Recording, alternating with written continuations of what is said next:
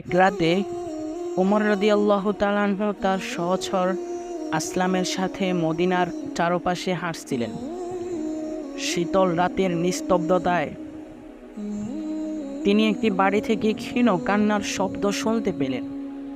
ওমর রাদিয়াল্লাহু তাআলা আনহু সেদিকে এগিয়ে গেলেন এবং দেখলেন যে একটি দরিদ্র মহিলা তার ছোট শিশুদের নিয়ে বসে আছেন। আগুনের উপর একটি হাঁড়ি রেখে তিনি কিছু রান্না করার পান করছিলেন, যেন তাদের ক্ষুধায় কিছুটা প্রশমিত হয়। কিন্তু হাঁড়িতে আসলে কিছুই ছিল না। এটি ছিল শুধু পানি, যা অনবরত ফোটানো হচ্ছিল। ওমর রাদিয়াল্লাহু তাআলা আনহু মর্মাহত হলেন এবং মহিলাকে জিজ্ঞেস করলেন, তুমি কেন এভাবে শিশুদেরকে ধোঁকা দিচ্ছ? মহিলা জবাব দিলেন, আমাদের কাছে খাওয়ার মতো কিছুই নেই। আমি হাঁড়িতেই পানি দিয়ে রাখছি, যেন শিশুদের মনে হয় কিছু রান্না হচ্ছে, এবং তারা ধীরে ধীরে ঘুমিয়ে পড়ে।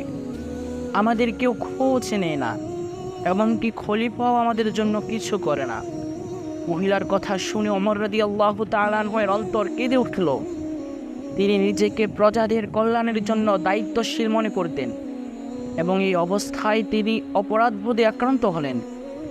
তিনি সাথে সাথে আসলামকে নিয়ে খাদ্য সরবরাহের জন্য বেরিয়ে পড়লেন।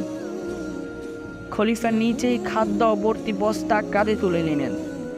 আসলাম তাকে সাহায্য করতে চাইলে ওমর রাদিয়াল্লাহু তাআলা আনহু বললেন, কিয়ামতের দিন আমার বোঝা কে বহন করবে? আজ আমাকে আমার দায়িত্ব নিজেই পালন করতে দাও।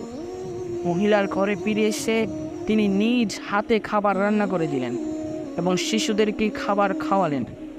শিশুরা তৃপ্ত হয়ে ঘুমিয়ে পড়লে ওমর রাদিয়াল্লাহু তাআলা আনহু সন্তুষ্টি চিত্তে ফিরে এলেন, কিন্তু মহিলাকে বললেন না যে তিনি ছিলেন মুসলিম বিশ্বের মহান খলিফা।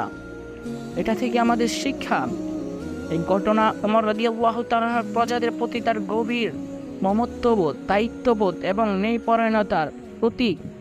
তিনি শাসক ছিলেন, কিন্তু তিনি তার প্রজাদের প্রতি দায়িত্ব পালন করতে কখনো পিছপা হননি।